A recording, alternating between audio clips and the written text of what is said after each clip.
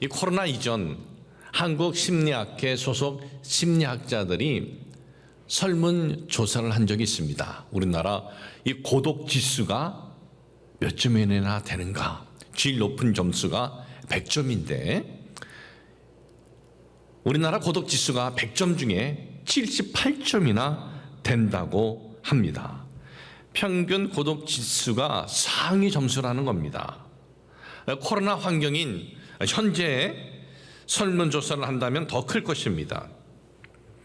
이 고독의 사전적 의미는 세상에 홀로 떨어져 있는 듯이 매우 외롭고 쓸쓸함, 이렇게 쓰여져 있습니다.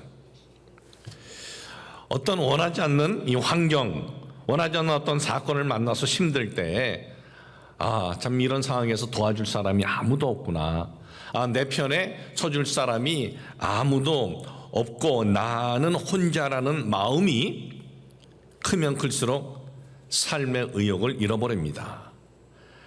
용기와 희망을 갖지를 못한다라는 것입니다.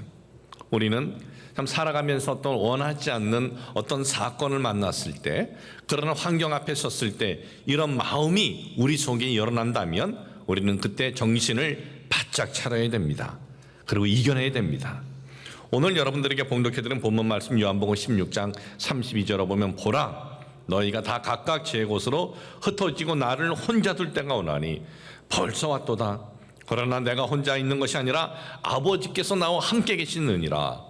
너희가 흩어지고의 이 원어 헬라어 스코르 피스테테는 뿌려 버리다를 뜻하는데, 양떼들이 이리에 의해서 흩어지는 것을 묘사할 때 사용이 됩니다.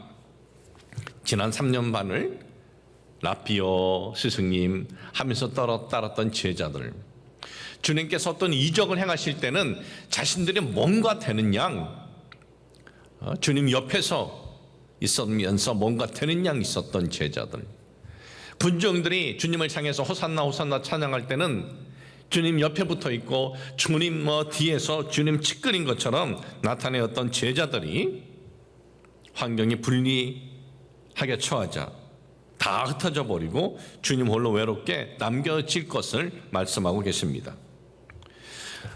예수님은 이런 환경에서 이렇게 홀로 남겨지셔도 우리들처럼 어떤 외로움이나 쓸쓸함, 고독 그런 거 없을 거야, 그렇지 않습니다. 예수님은 우리들이 느끼는 거 똑같이 느끼십니다. 주님께서는 영원 전부터 계신 전능하신 분이십니다. 그러나 이 땅에 오셨을 때는 인간의 육신을 입고 오셨습니다. 인간의 육신을 입고 오셨다는 것은 인간이 겪는 아픔, 고독, 슬픔, 고통을 다 느끼고 계셨다라는 것입니다.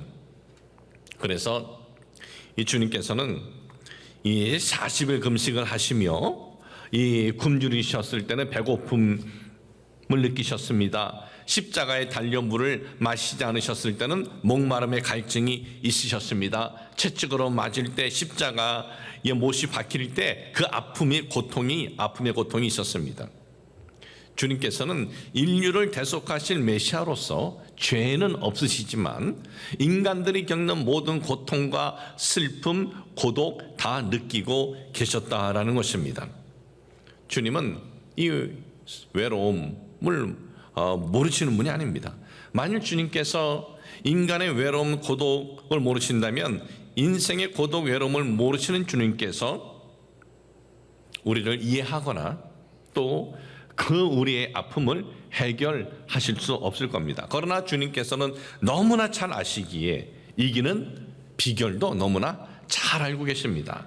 자, 그러면 이런 외로움의 환경에 처했을 때, 이런 고독의 환경에 처했을 때 주님께서 어떻게 하셨나 보도록 하겠습니다. 주님께서는 가장 믿었던 이들로부터 철저한 배신의 환경에 처했을 때, 그리고 핍박자들에 의해서 그 핍박의 환경에 처했을 때 낙심과 외로움으로 패배한 것이 아닙니다. 이 땅에 오신 목적을 이루십니다. 그리고 승리하십니다. 그리고 영광을 받으십니다. 이 고독의 이 환경, 외로움의 환경에서 어떻게 승리하십니까? 첫째는 믿었던 이들이 다 떠나도 아버지께서는 나와 함께 계시기 때문임을 잊지 않았다 이거예요. 이 사람이 이 땅에서 살아갈 때 나 혼자뿐이다라고 생각하면요, 불안해합니다. 고독해합니다. 그래서 사람의 이 심리 중에는 어딘가에 소속되고 싶어 하는 마음이 있습니다. 사람의 심리 중에 소속되고 싶어 하는 마음이 있는 것은 혼자 되는 것에 대한 불안, 두려움이 있기 때문에 그런 것입니다. 그런데 여러분, 사실 우리 인생은 결국은 다 떠나고 나 혼자만 남습니다. 아무리 인기 있다 하더라도, 아무리 명예가 있다 하더라도 이것도 다 사라집니다. 건강도 어떻습니까? 젊었을 때야 건강을 자랑할지 모르지만은 건강도 나이가 먹으면서 점점점 이것도 떠나갑니다. 물질도 친구도 영원히 있는 것은 하나도 없습니다. 사랑하는 사람도 다 떠납니다. 부모도 떠나고 남편도 떠나고 아내도 떠나고 자식도 다 떠납니다. 이 죽음의 다리를 건널 때 보면 그 누구도 나와 함께 하지 않으며, 사랑하는 이가 죽음의 다리를 건너면 이 땅에서는 두 번 다시 함께 할 수 없습니다. 이것이 삶입니다. 이것이 인생입니다. 일본에서 수백만 명에게 읽혀진 초베스트셀러이자 권위 있는 나오키상 수상작인 아사다 지로의 철도원이라는 소설이 있습니다. 영화로도 이제 소개가 되었습니다. 내용은 이렇습니다. 호로마이라는 시골 마을 종착역에서 나 홀로 역장인 오토마츠라는 사람의 삶을 다룬 글입니다. 하얀 눈에 뒤덮인 시골 마을 종착역은 이제 앞으로 석 달 뒤면은 기차 노선이 이제 없어집니다. 폐지됩니다. 그러면 이 시골 마을의 나홀로 역장인 이 오토마츠도 정년이 되어서 철도원 생활을 그만두어야 합니다.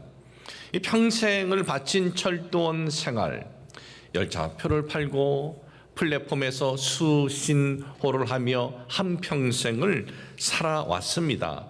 그렇게 철도원으로 한평생 열심히 일을 하면서 살았지만은 17년 전 눈 내리던 날 아침 아내 품에 안긴 딸 아이를 병원으로 보낼 때 나 홀로 역장인 그는 플랫폼에서 수신호만 보내고 있었습니다.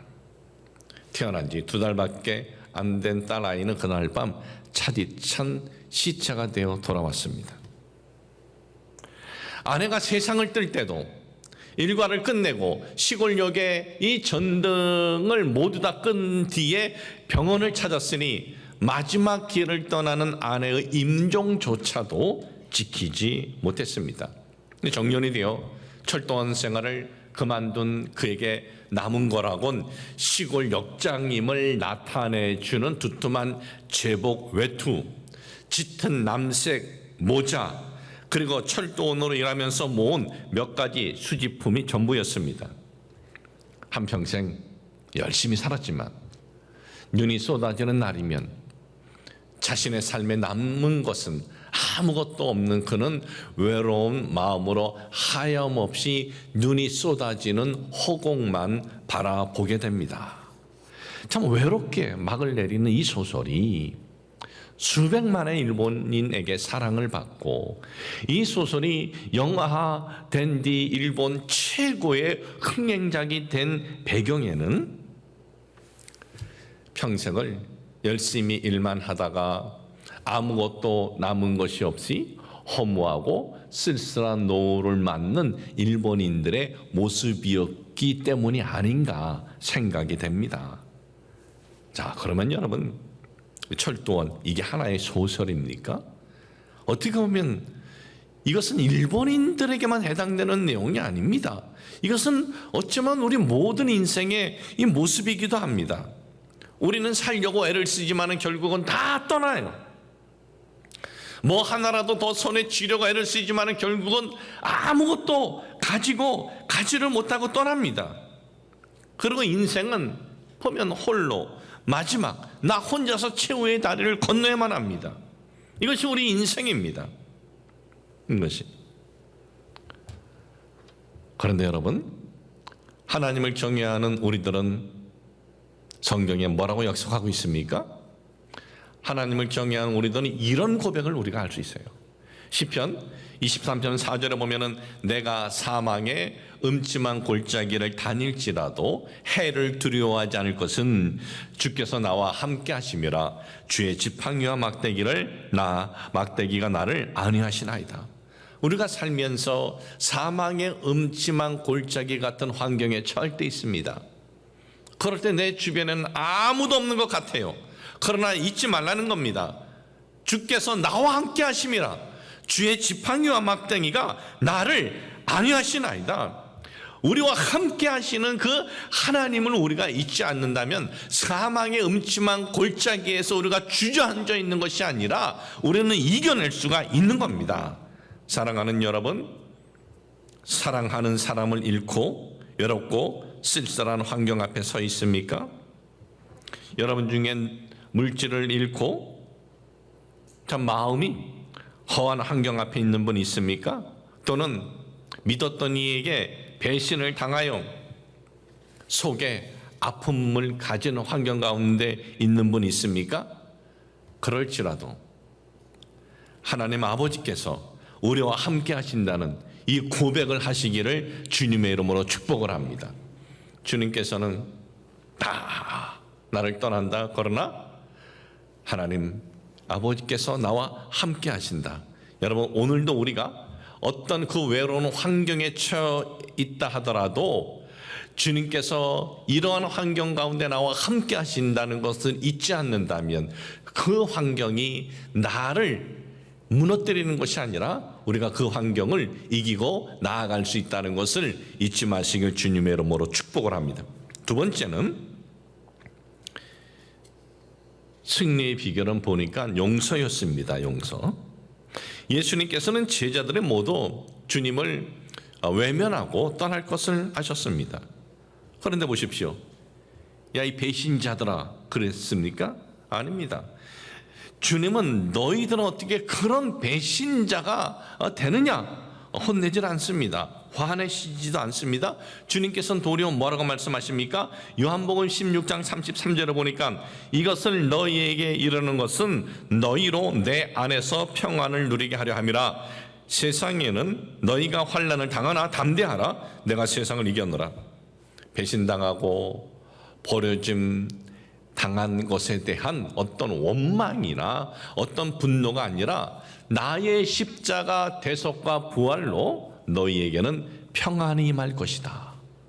너희에게는 환난이 있을 것이야. 그러나 너희는 담대하게 감당할 수 있을 것이다. 주님께서는 배신할 제자들에게 꾸짖는 것이 아닙니다. 화를 내는 것도 아닙니다.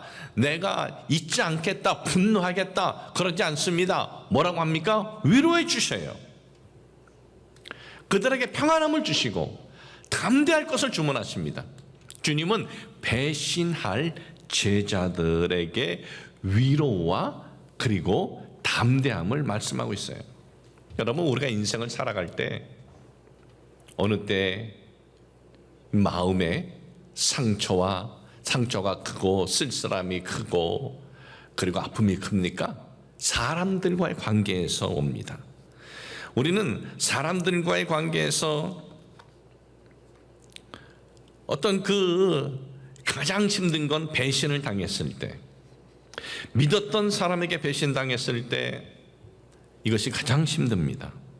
그런데 그런 인간관계에서 오는 쓸쓸함, 외로움, 고독을 극복할 수 있는 길이 있습니다. 그것은 용서라는 것입니다. 용서.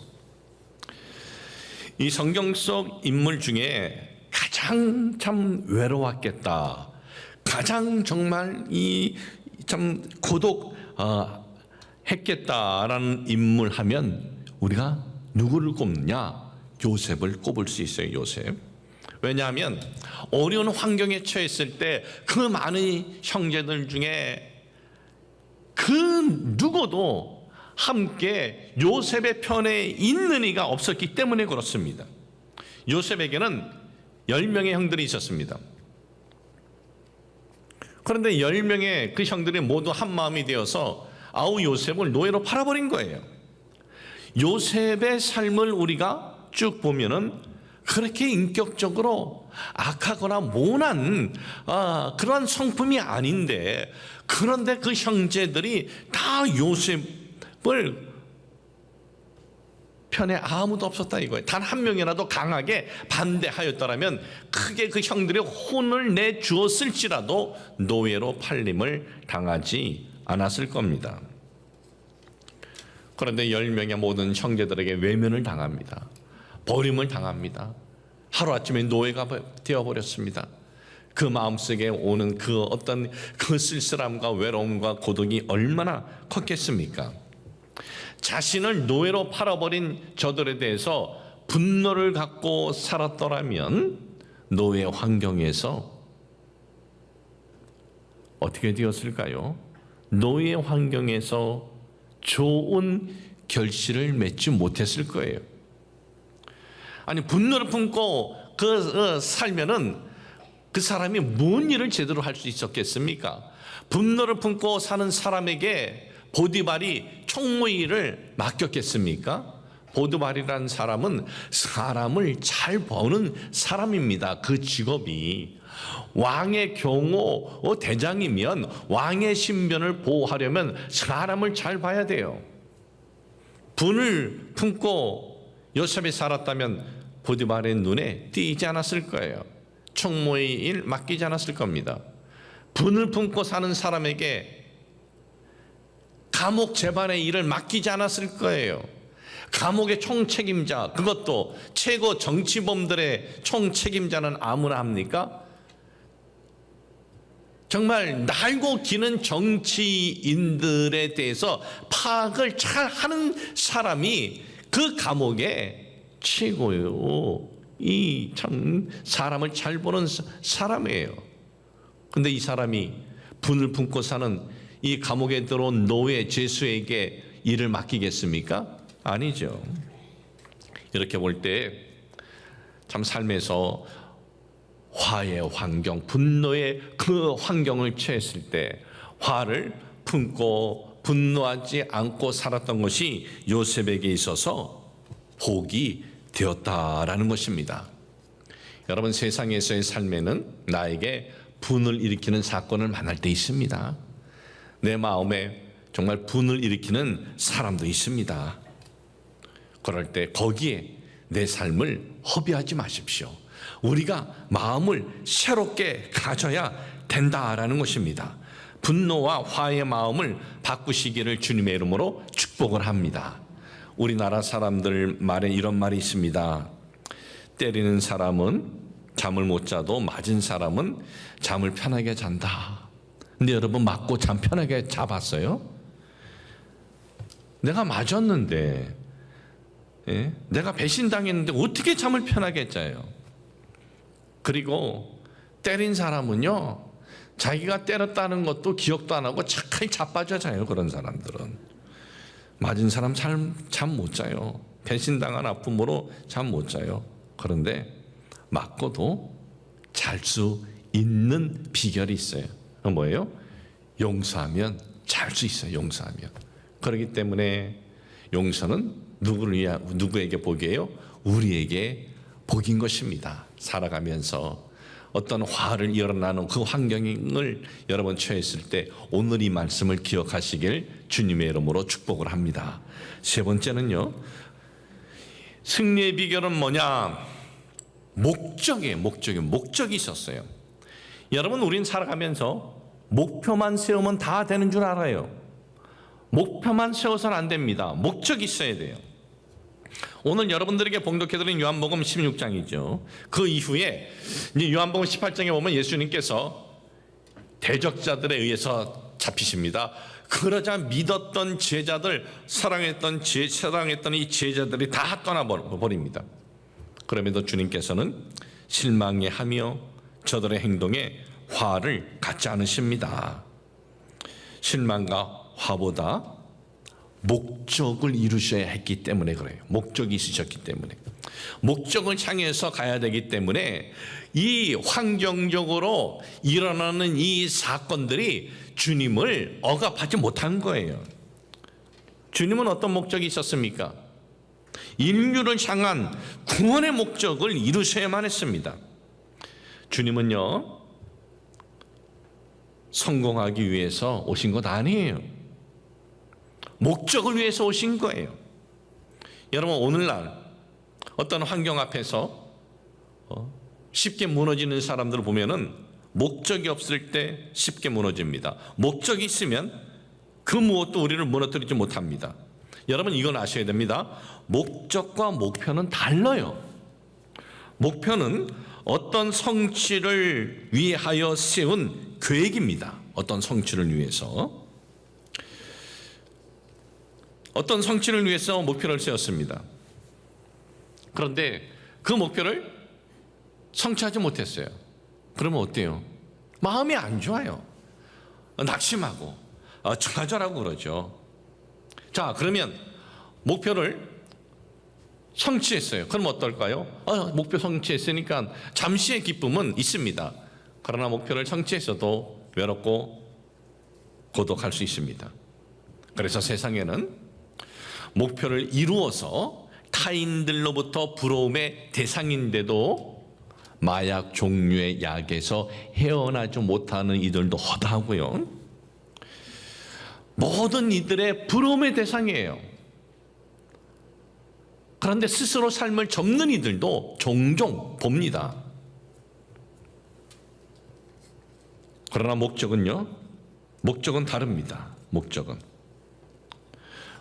뭐예요? 목적은 인생관이에요. 인생관. 내가 왜 이 땅에서 사는지, 내가 왜 이 땅에 사는지, 내가 왜 이 땅에 이렇게 보내졌는지, 그런 분명한 그 인생관을 갖고 살아가는 것이 목적이에요. 목표보다 중요하고 목표보다 우선이 되어야 돼요. 이 목적이. 여러분, 목표가 필요 없다는 것이 아닙니다. 목적이 더 중요하다는 거예요. 제가 얼마 전에 우리 교회에서 목회자 영성 세미나를 인도를 하면서 3년 안에 교회가 배가 부흥이 되는 프로그램들을 전해 주었어요. 각 교회마다 이제 코로나가 좀 완화되면 그 프로그램을 갖고 목회자와 성도들이 3년 하면, 빠르면 2년도 가능하다. 3년 하면 반드시 배가 부흥이 됩니다. 우리 교회가 제가 99년도에 와서 이걸 3년을 했어요. 3년 하고 더 이상은 이 성전을 졌는데도 지고 나서 더 이상 자리가 없어가지고 그것을 제가 멈추었는데, 이제 그걸 찾아가지고 작은 교회에 맞게끔 좀 정리를 해서 이제 드린 거예요. 3년 안에 배가 부흥이 된다? 이건 뭐예요? 이건 목표예요. 목표. 그럼 목적은 뭐예요? 배가 부흥이 되든 안 되든 영혼 구원 갖는 게 이게 목적이에요. 주님을 모르는 한 명의 영혼을 구원하겠다는 마음이에요. 그러면 2년이고 3년 안에 배가 부흥이 되던 그렇지 않던 최선을 다 하지만 그보다 더 소중한 것은 뭐예요? 한 명의 영혼을 구하겠다는 목적입니다. 여러분, 목표는 어떤 결과 지향적, 어떤 성공 지향적입니다. 목표는. 그렇죠? 여러분, 어떤 목표가 있을 때 어떤 결과가 있어야 되고 손에, 그리고 더 나은 성공 지향적이에요. 근데 목적은 그렇잖아요. 목적은요, 선한 삶을 지향합니다. 밝은 삶을 지향합니다. 돕는 삶을 지향합니다. 그리고 이 목적은, 그리스도인들의 목적은 그것도 하나님 안에서 우리가 추구합니다. 이익이 되든 이익이 되지 않든 추구하는 것이 목적입니다. 여러분, 삶에 어떤 좀 외로움, 쓸쓸함, 고독 이기며 살아가는 능력, 비결 여기에 있습니다. 분명한 목적이 있어야 됩니다. 하나님께서 나를 왜 이 땅에서 살게 하시는지에 대한 분명한 목적 여러분 있어야 됩니다. 목표만 있어서는 안 됩니다. 목적이 없었다면 이제는 분명한 목적들을 여러분들이 세우면서 나아가시기를 주님의 이름으로 축복을 합니다.